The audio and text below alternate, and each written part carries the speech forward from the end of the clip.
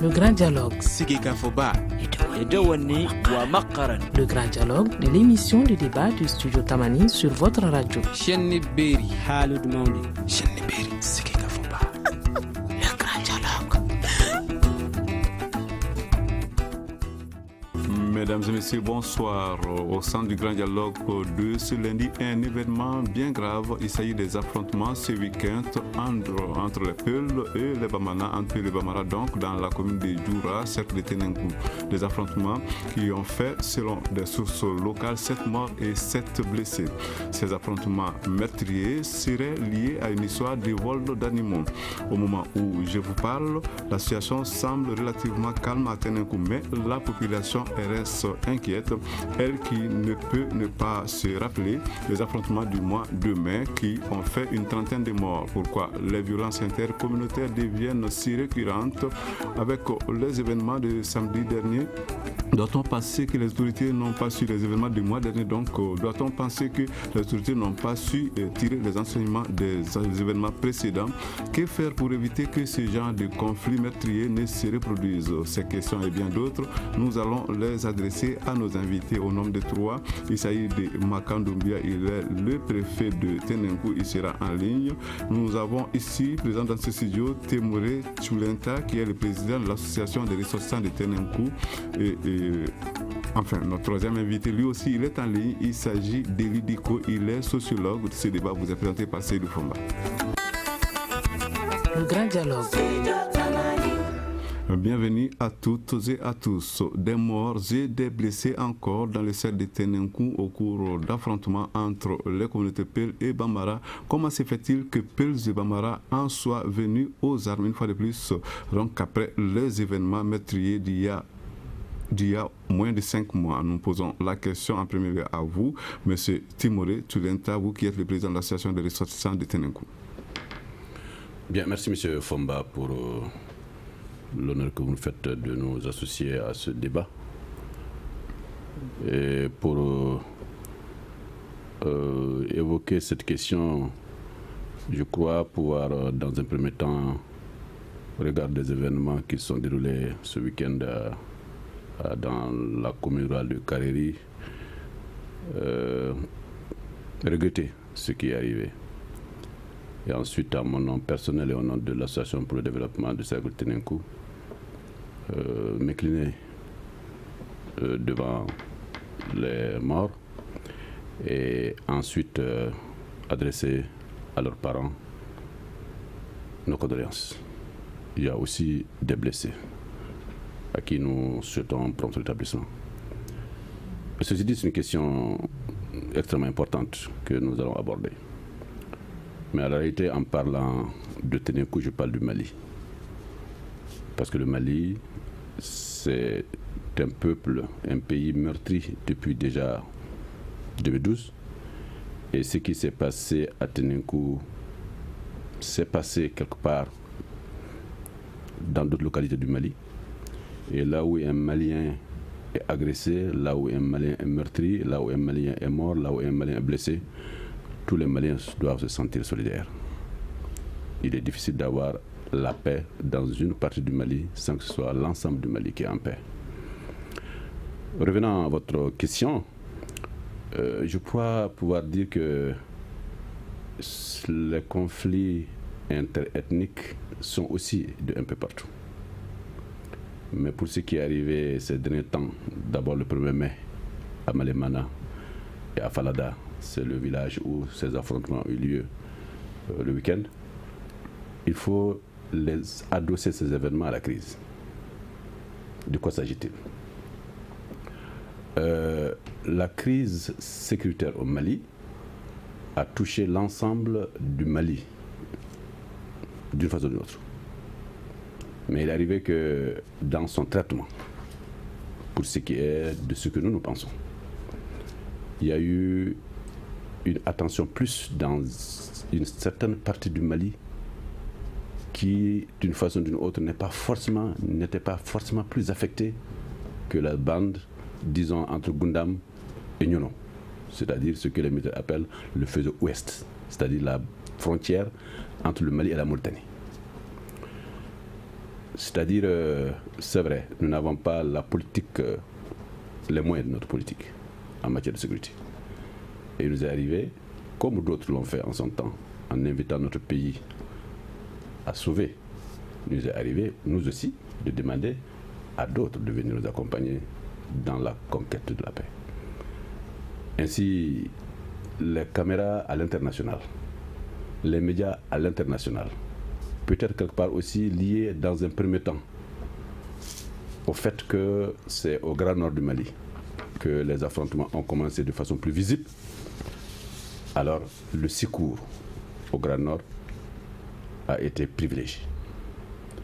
Mais peut-être ne se sont pas rendu compte que, pas seulement cette année, aux dernières crises déjà des années 90, la bande de Ténenko a été enflammée plus que partout ailleurs. Et pire, quand il y a eu des dédommagements, les populations qui ont été victimes par rapport à des morts, par rapport à des blessés, par rapport à des vols d'animaux, n'ont jamais été indemnisées. À la limite, c'est les victimes, en tout cas des populations de Ténenko en son temps, qui ont, elles, été alors indemnisées, alors effectivement que, j'allais dire, c'est alors effectivement ceux qui ont causé le tort, qui ont été indemnisés pour le tort causé à eux, autrement, mais ceux-là même qui ont causé le tort aux populations de Ténenko, alors celles de Ténenko n'ont pas été. Monsieur Tulenta, nous reviendrons à vous dans un instant.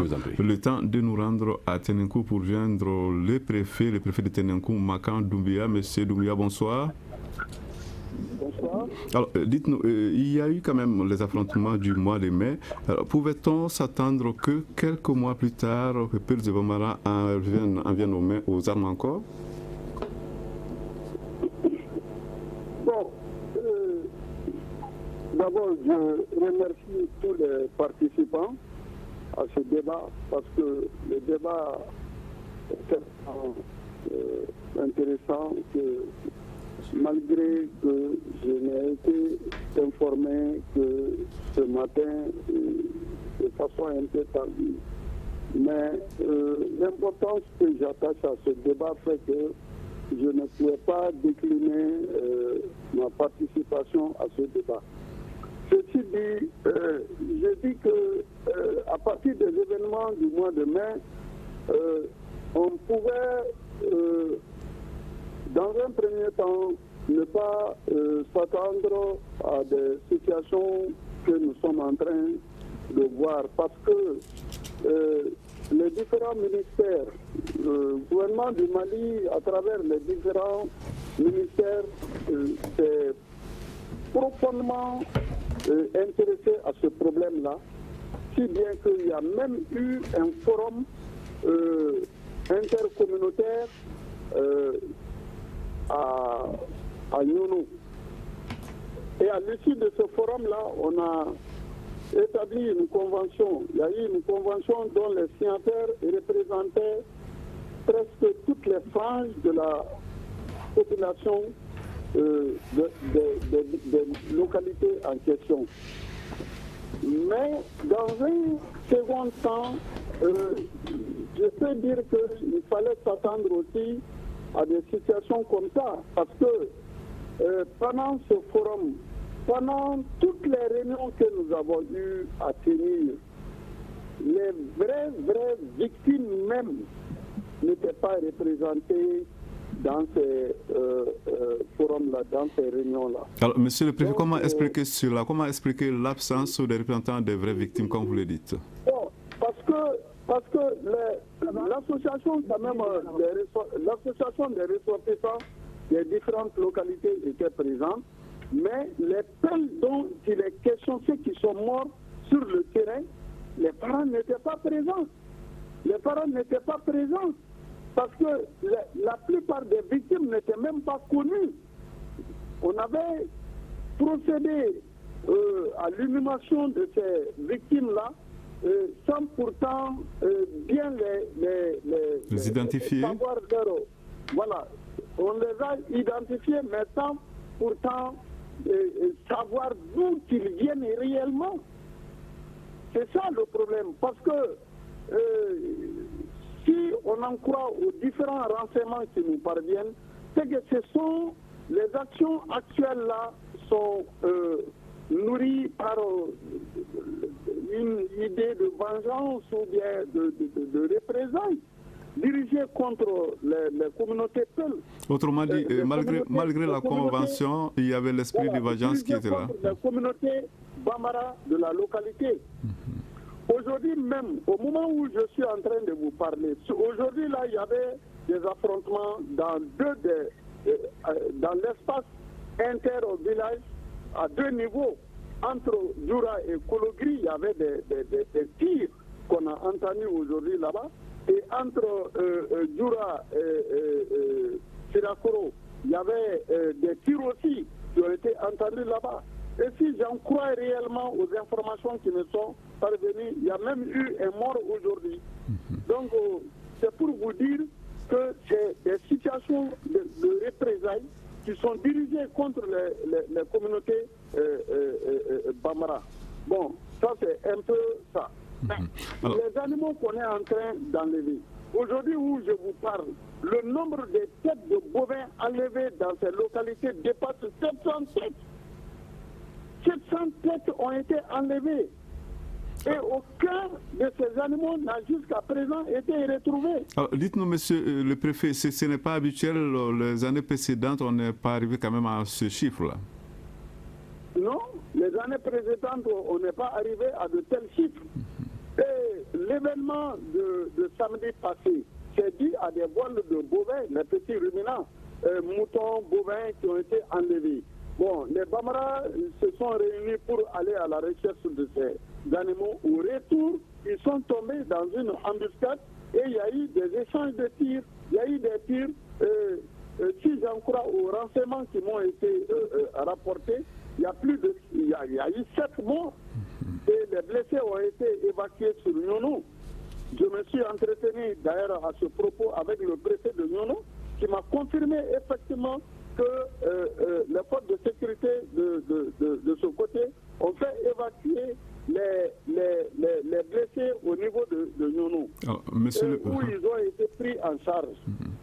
Donc c'est pour vous dire que les négociations, les activités de conciliation ont bel et bien été menées, mais à mi-chemin, parce que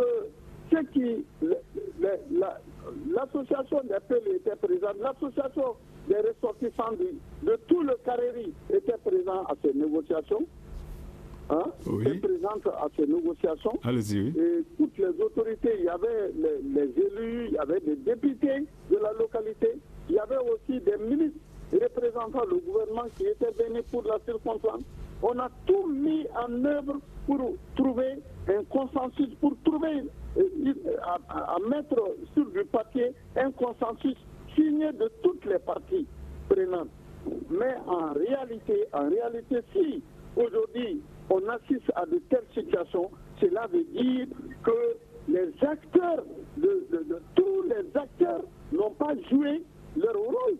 Si tous les acteurs ont joué leur rôle, on ne devrait pas assister à la situation que nous sommes en train de vivre aujourd'hui.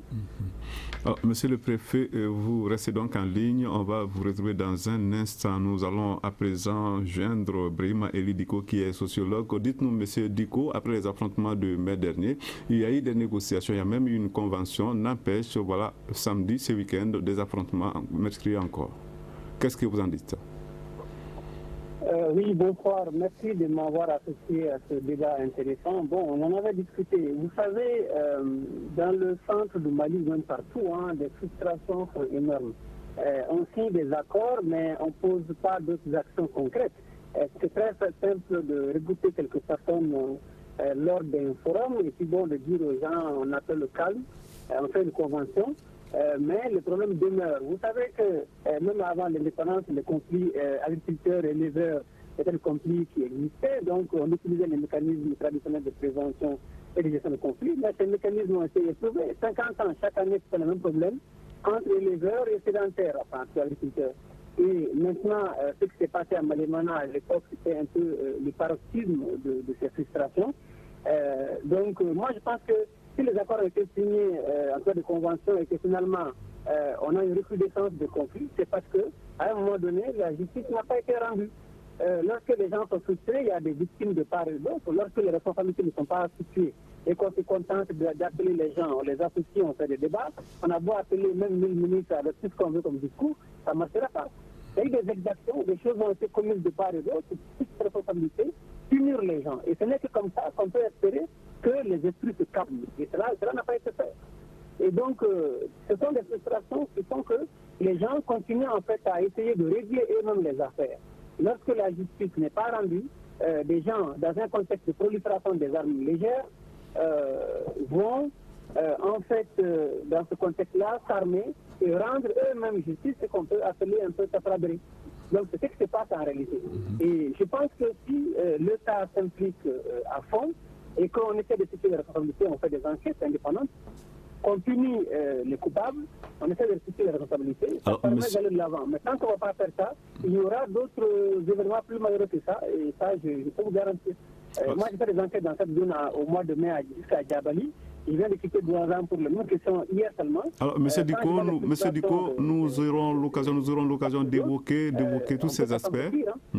Alors, nous reviendrons sur ces aspects prochainement. Nous allons à présent observer une courte pause avant de poursuivre ce débat. Vous écoutez Studio Tamani, votre avis nous intéresse. Écrivez vos commentaires et suggestions sur la page Facebook et dialoguez avec nous. Studio Tamani, c'est aussi les réseaux sociaux.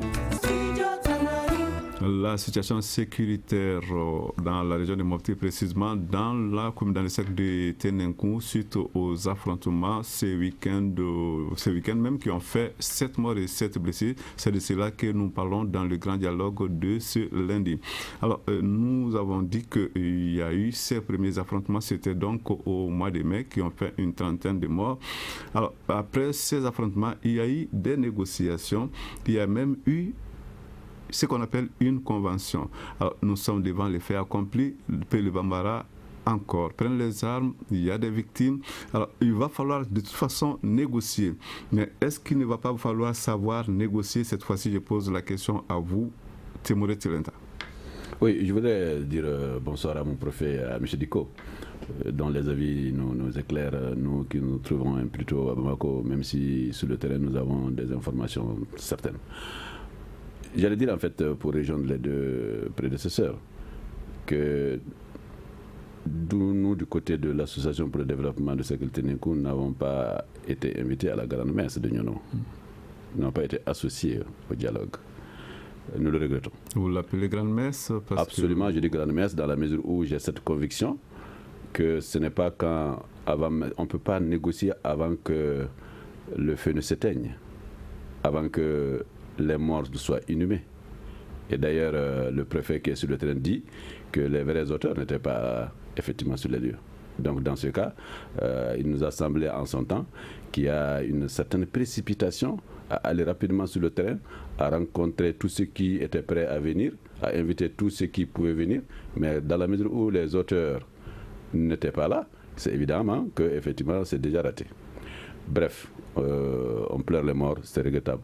Maintenant, je voudrais dire que dès que, alors on ne prend pas le temps de savoir davantage, dès qu'effectivement on ne touche pas ceux qui sont censés accompagner la paix, alors tous les ministres de Bamako pourront partir, tous les députés de la République pourront aller sur le terrain, mais les résultats seront maigres. Avez-vous le sentiment qu'on banalise un peu les choses, comme s'il s'agissait de remplir une simple formalité? Le mot est fort. Qu'est-ce que je veux dire? Je veux dire que nous avons eu la chance d'être reçus, nous, Association de développement de sécurité Tenenkou, par M. le Premier ministre. C'était le 19 janvier. Et avec la plus grande diligence, M. le Premier ministre nous a reçus. Et nous avons, en son temps, il nous a mis en contact avec 3-4 de ces ministres, avec lesquels nous avons travaillé dès le lendemain. Et nous avons proposé à messieurs les ministres un plan d'action. Sur ce plan d'action, pour ce qui est de la sécurité, 3 éléments. Renforcer le dispositif sécuritaire à Tenenkouville. Et je voudrais, de passage, saluer la bravoure dont ont fait preuve les soldats qui sont à Tenenkou par 2 à 3 fois. Les assaillants sont venus pour agresser la ville et les ont repoussés vigoureusement. Donc, félicitations à eux, bravo à eux. Mais nous avons proposé en plus de ça 2 points que nous estimons sensibles, où il faut absolument une base militaire. C'est Ndjoura, précisément. C'est entre Ndjoura et Léré, un village qu'on appelle Dungra, où, je rappelle, il y a eu, le 18 mars 2013 déjà, 20 morts par balle et qui ont été enfouis dans un puits. Et personne, j'insiste pour dire, et aujourd'hui encore aucune autorité ne s'en est occupée. Donc dans ce cas, sur le terrain, en réalité, on a laissé le terrain aux adversaires. Et les trois propositions que nous avons faites, celle tenue quoi, encore une fois, j'ai dit je salue les soldats, mais en son temps, depuis le 2 janvier, il n'y a pas eu de base militaire en Ndjoura, il n'y en a pas eu à Dungra. Donc, étant donné que nous savons ce qui se passe sur la frontière mauritanienne, c'est aussi Nampala, c'est à côté. Donc, en fait, cette bande-là, à notre sens, n'a pas été sécurisée à hauteur de risque. Je ne dis pas banalisée. Peut-être n'avons pas les moyens de le faire. Peut-être, effectivement, les adversaires étaient plus forts que nous. Parce que je me méfie de penser, par rapport à certaines attaques, que ce soit des locaux comme tels. Nous pensons que c'est d'autres forces du mal qui s'allient à des locaux et qui agressent, effectivement, qui participent à l'agression. En tout cas, pour ce qui est des tueries à masse.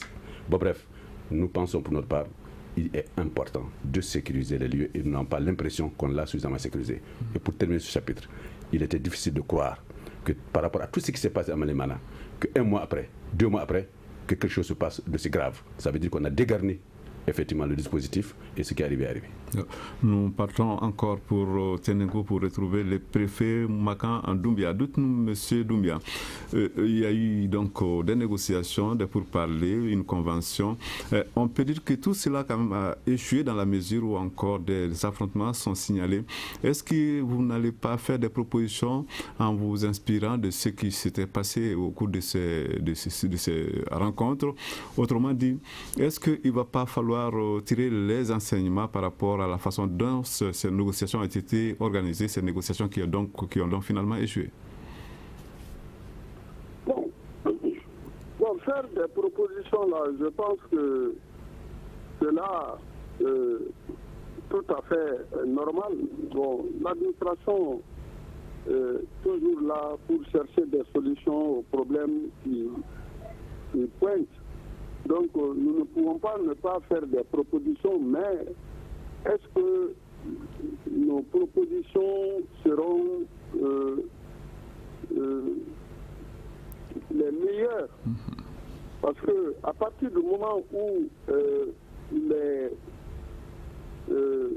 questions sont traitées à d'autres niveaux, nous pouvons faire des propositions à notre niveau ici, mais en réalité, moi, je trouve que, étant donné qu'il y a des possibilités de toucher certaines personnes, parce que même sur les lieux du forum, l'ex-maire de Sosobé a bel et bien offert ses offices pour servir de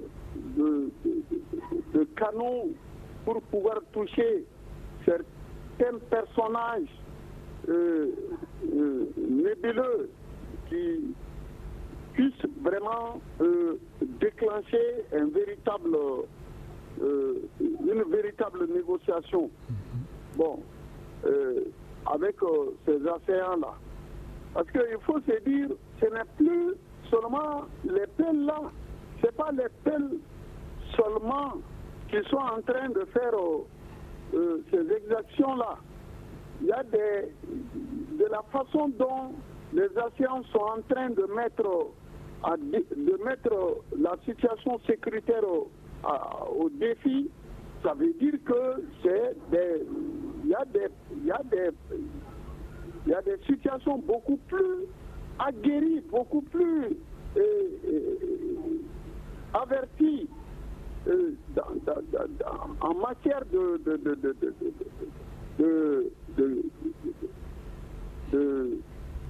situation de ce genre que bon, peut-être que nos forces de sécurité, ça, moi je suis actuellement arrivé à cette conclusion parce que à Ténégo, il y a 2 régiments militaires, enfin, il y a 2 détachements militaires.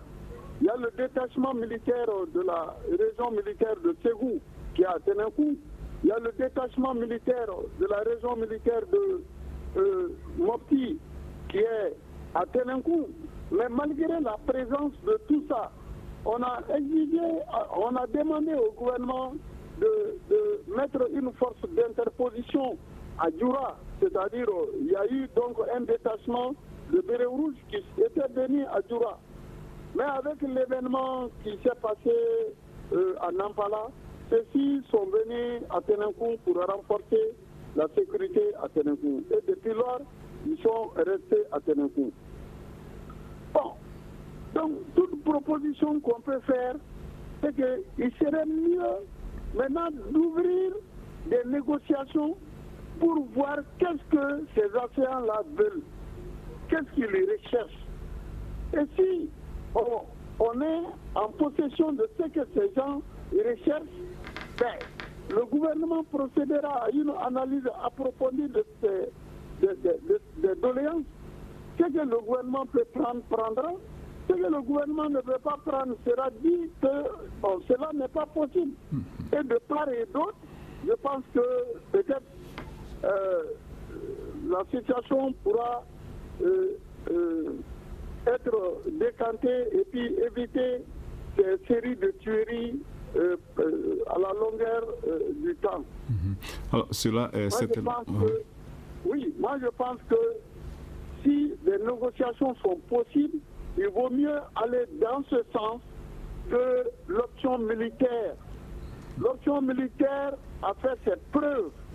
Il y a 2 ou 3 détachements militaires qui sont à Ténenkou. Mais malgré cela, même ceux-ci-là, ils sont les cibles des embuscades, les cibles des tirs, des océans. Nous avons perdu tout récemment 5 de nos voyants militaires.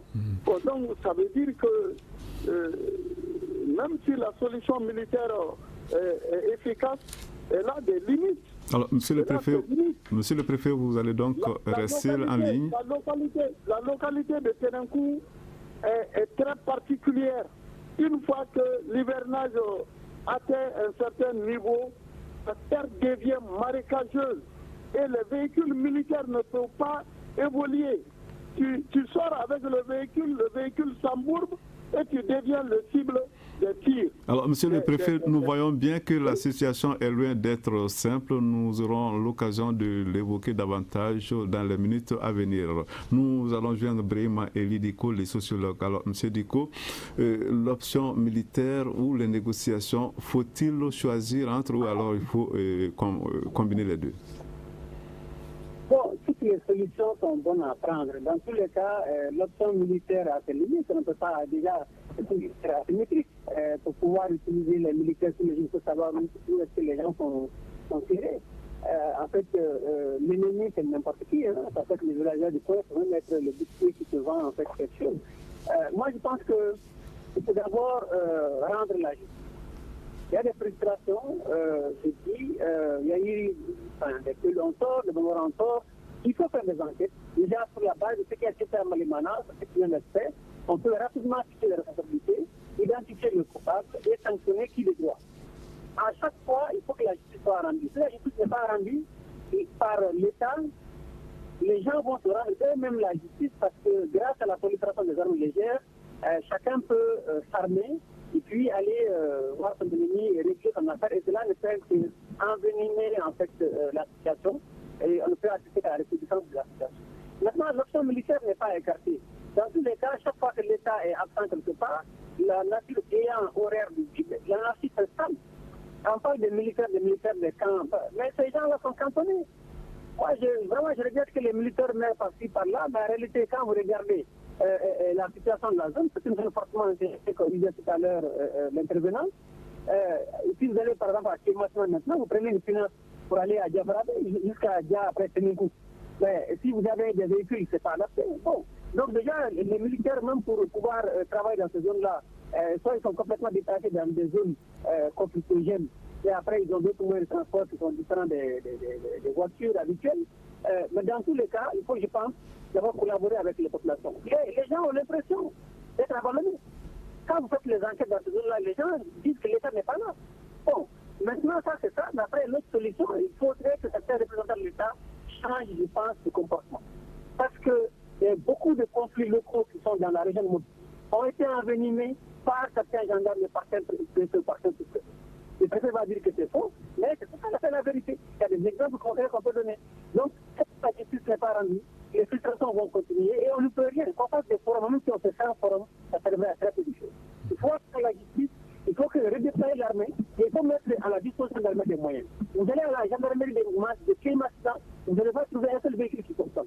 Comment vous voulez que la sécurité soit assurée dans ces conditions où il y a très peu de personnes déployées? Vous comprenez ce que je vous dis? On a tout compris, on pense que les auditeurs aussi l'ont compris. Studio Tamani, nous allons nous retrouver pour la suite de ces débats dans un instant. Une réaction, un avis, un commentaire. Réagissez sur la page Facebook de Studio Tamani et restez connectés avec nous. Studio Tamani sur les réseaux sociaux pour vous faire entendre. Les affrontements de ce week-end dans le cercle de Ténèkou, c'est de cela que nous parlons dans le grand dialogue de ce lundi. Alors, à présent, cette question à vous, Témoré Tulenta, vous qui êtes le président de l'association des ressortissants de Ténèkou.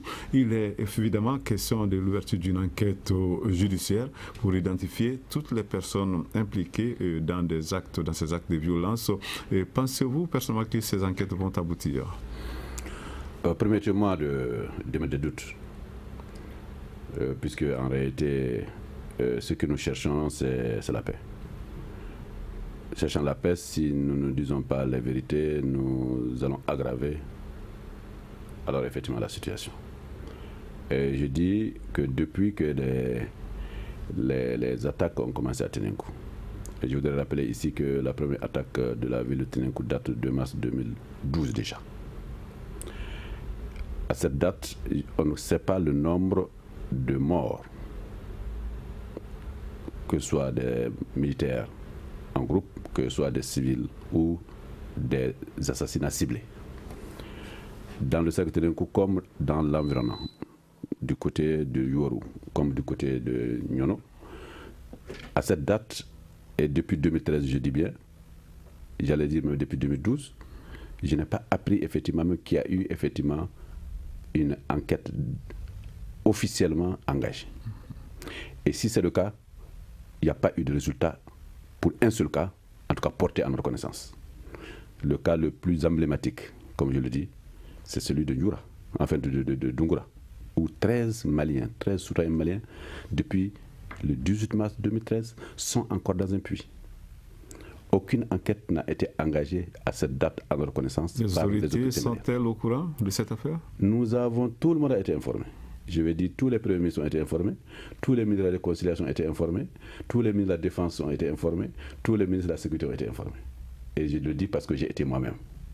Mais nous n'avons pas touché le Premier ministre parce que nous pensons que les Premiers ministres sont là pour conduire l'action gouvernementale. Donc, pour appliquer la politique du président de la République, je suppose qu'elles ont dû informer le président. Mais dans tout le cas, c'est à ces autorités de faire le boulot. Et j'ai dit encore une fois, tout ce personnel-là, depuis 2012, il n'y a pas un seul ministre de ces secteurs-là que n'ont pas touché. Et aujourd'hui encore, un sous-préfet ne s'est pas déplacé pour savoir ce qui s'est passé. La seule fois qu'une autorité malienne s'est déplacée, c'est derrière l'aménagement. Parce que quand nous avons touché l'aménagement, en 2014, l'aménagement a dépêché une mission pour aller à Dungura. Et comme nous étions en contact avec la gendarmerie a été avec effectivement l'aménagement. Donc la gendarmerie, si elle a engagé des enquêtes, nous n'avons pas été informés et dans tous les cas, il n'y a pas eu de personnes arrêtées par rapport à ça. Donc il le faut, pour reprendre le slogan d'ICO, il faut bien que justice soit faite. Mais pour que justice soit faite, il faudrait bien mettre la main sur effectivement l'auteur. Pour que l'auteur soit saisi, il faudrait bien le poursuivre. S'ils ont été poursuivis, ils n'ont pas été encore rattrapés.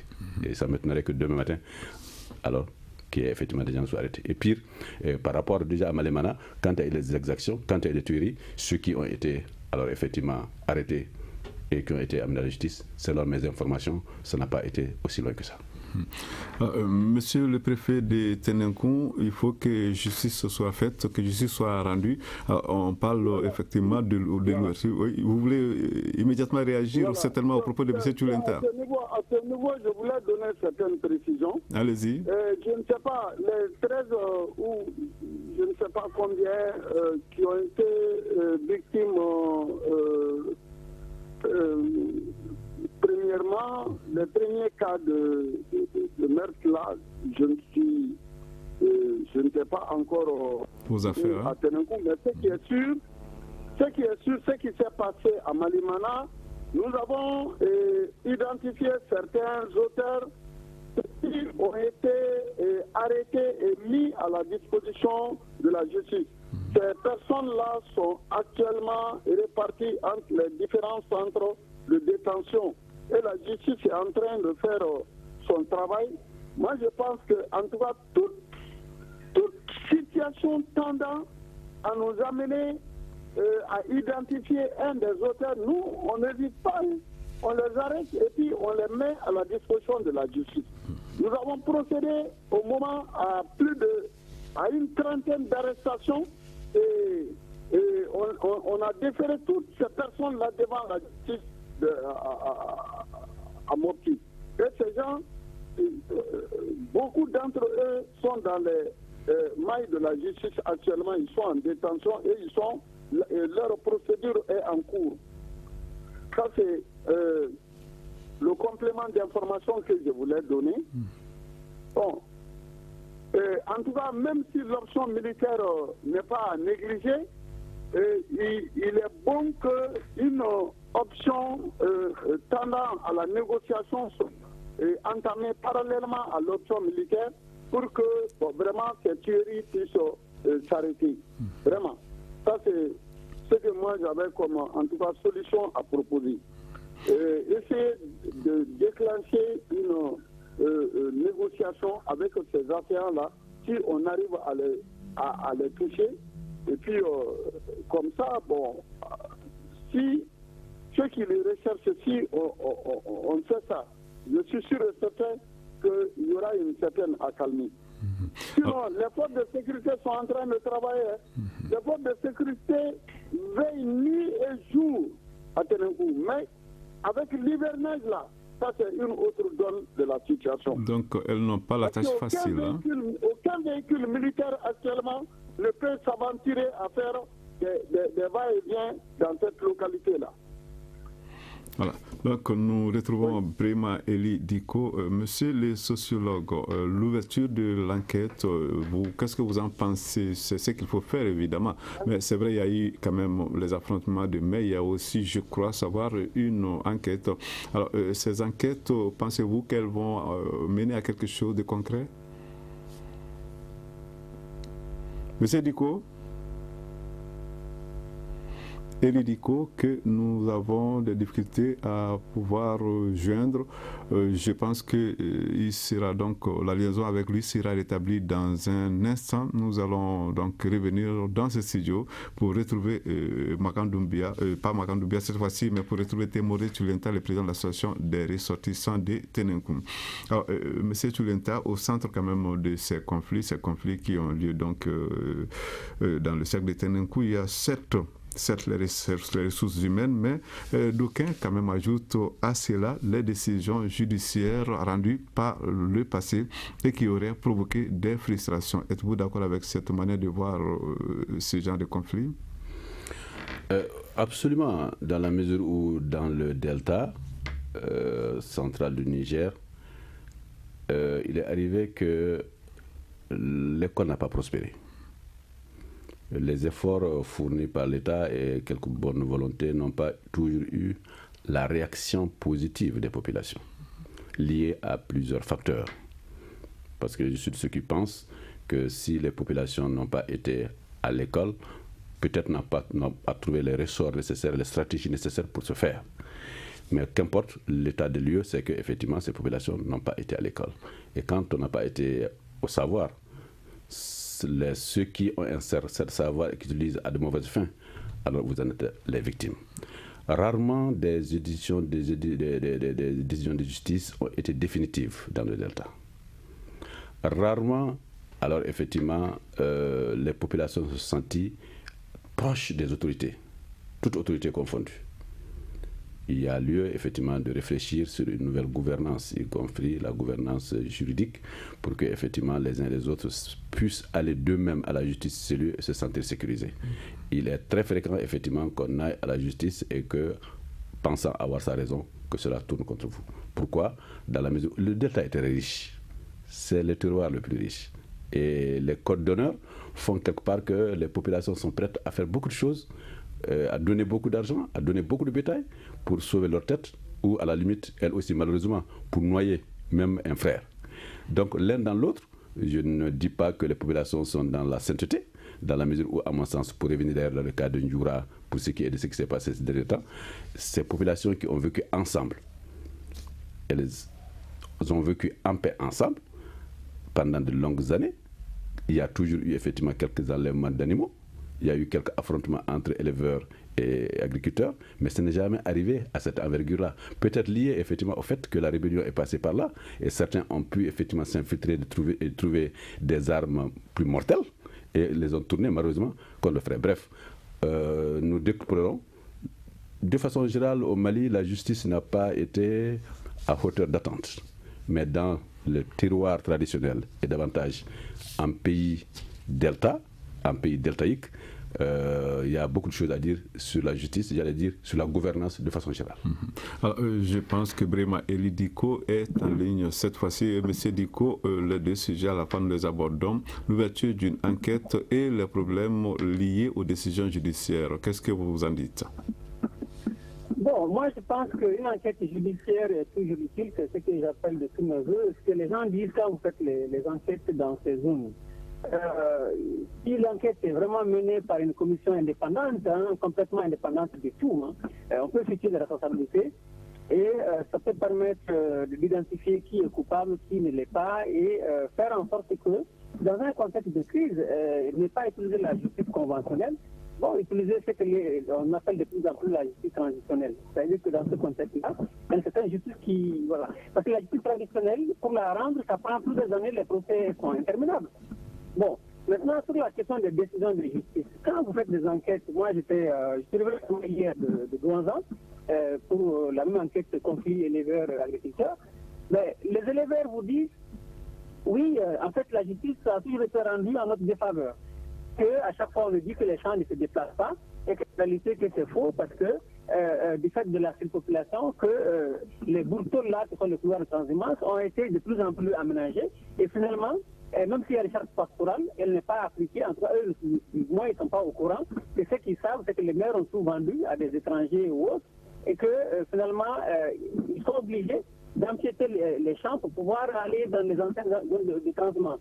Donc, les décisions de justice, ils pensent que ça a tout le temps été, en tout cas, rendu à leur défaveur. Bon, c'est leur propos. Du côté des agriculteurs, quand vous discutez avec eux, ils vont dire oui, les peuples sont coupables parce que nos champs sont toujours là. Bon, dans tous les cas, vrai ou faux, moi je n'en sais rien. Ce qui est sûr, il urge les procès qui sont en cours, de faire en sorte que ces procès-là se terminent, que le verdict soit rendu. Les actions, ce qui s'est passé à Malimana, c'est l'apogée en fait des frustrations. Normalement, l'État aurait dû prendre toutes les mesures de phénomène, mais malheureusement, à part quelques missions gouvernementales de discussion, très peu de choses ont été faites. Et si on ne fait rien, la situation peut s'envenimer parce que j'ai dit, nous sommes dans un contexte de prolifération des armes. Beaucoup de bergers sont armés et Oumar Al-Gana a créé ce mouvement, mouvement association nationale, je ne sais pas de quoi, enfin, pour la restauration de la justice. Ce qui est sûr, avec lui, il y a beaucoup de frustrés. Mais de la question de ce mouvement maintenant, on est en train de faire comme si c'était un épiphénomène. On n'a jamais cherché à discuter en tout cas avec lui. Ce qui est fait, il n'y a pas une communication autour.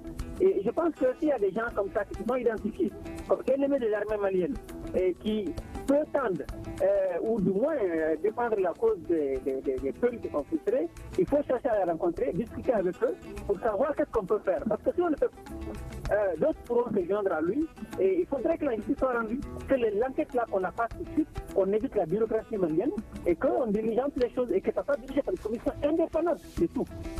Parce que là on verra que quelque part l'État aussi a sa part dans cette histoire. C'est donc sur ces propos que s'achève le grand dialogue de ce lundi. Je rappelle que nos invités étaient au nombre de 3. Makan Doumbia, qui est le préfet de Ténengo, était en ligne. Tiemouré Toulenta, le président de l'association des ressortissants de Ténengo, était présent dans ce studio. Et Brema Eli Diko, que vous venez d'entendre, il est sociologue, était en ligne. À la mise en onde, il y avait Philippe Dambélé. Régie vidéo Gagné Kanté, à la réalisation Ibrahima H. Diallo, présentation Seydou Fomba. On se retrouve demain pour un autre sujet. À demain donc. Le Grand Dialogue. Le Grand Dialogue de l'émission de débat du Studio Tamani sur votre radio.